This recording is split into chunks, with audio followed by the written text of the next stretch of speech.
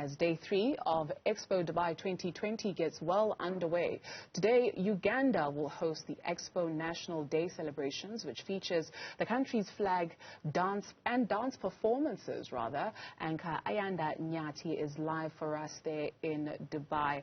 Ayanda, phew, what a big job you have on you there, enjoying the sights and sounds of Dubai and all that Africa has to offer, having brought it to Dubai. It's an absolute honor to be doing it. Good afternoon to you, Dudu, and you're absolutely right. While politicians in South Africa are trying to garner votes, a lot of their counterparts elsewhere in the world, who at least those who are here, are hoping to get a bit of money. You're absolutely right. It's been a busy weekend so far, but it only gets busier from here on. Today, we are at the Uganda pavilion. It's actually a stone throw away from the South African pavilion. Both of them are located at what we call the Opportunity District. This is essentially a place where a lot of countries are converging in some respects, hoping that their involvement in this expo will result in some kind of opportunities, at least for the communities that they serve. Today, it being Uganda Day, as the only broadcaster on the continent, we decided to come through, get you a sense of what their story is, what they're hoping to get out of their involvement at the Dubai Expo 2020. And to do that, let's bring in our guest. Morrison Rakagamba is the board chair of the Uganda Investment Authority. It's a government agency, and they drive a lot of the country's investment drive. And Morrison, it's great to speak to you. Welcome to Newzroom Afrika. Thanks very much indeed for having us. Let me begin by just hearing in your words what brings you here and what you're hoping to get out of it.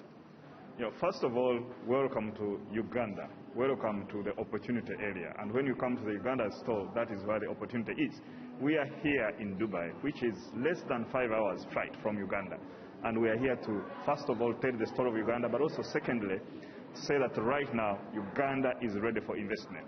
We have a huge plan as Uganda and Uganda Investment Authority of seeding deals worth $4 billion for the next 6 months that we are here. And I can tell you that we are cruising at a very good pace, because tomorrow President Museveni will sign over $900 million of deals for Uganda. And where these deals come, it is in minerals and mining, agriculture and agro-processing, throughout the entire value chain.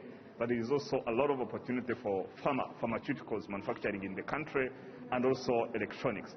We have done all the basics. We now have electricity in Uganda, we have clear road network, and Uganda Airlines is also going to be launching tomorrow, such that it can evacuate products from the country into this area. So we are ready for investment. Yeah.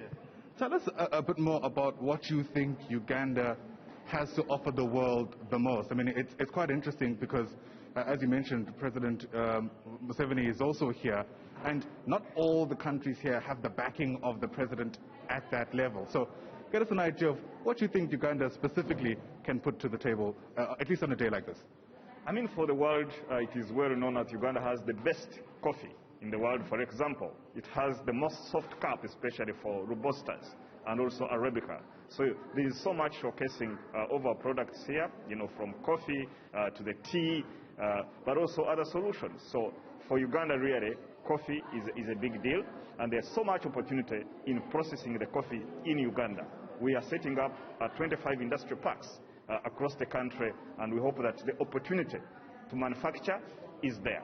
The other aspect is that there is a lot of market in Africa. We are members of the East African community, but we are also members of the Africa Free Trade Area.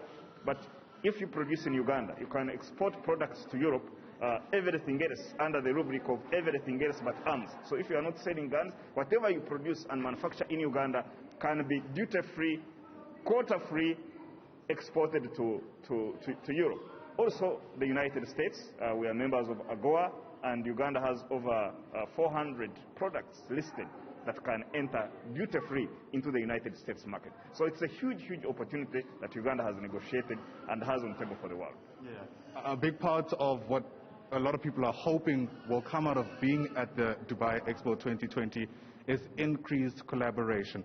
Help us place where you think Uganda fits in that narrative. No, I mean, we believe that we cannot do business alone. That is why we're here, telling the story of Uganda, telling the story of the products that can be manufactured in Uganda, telling the world the story of the services that we have, telling the story of how Uganda is the most beautiful country with a lot of parks that you can visit, with a lot of birds, if you can check this place. So Uganda is the destination, and Uganda is secure.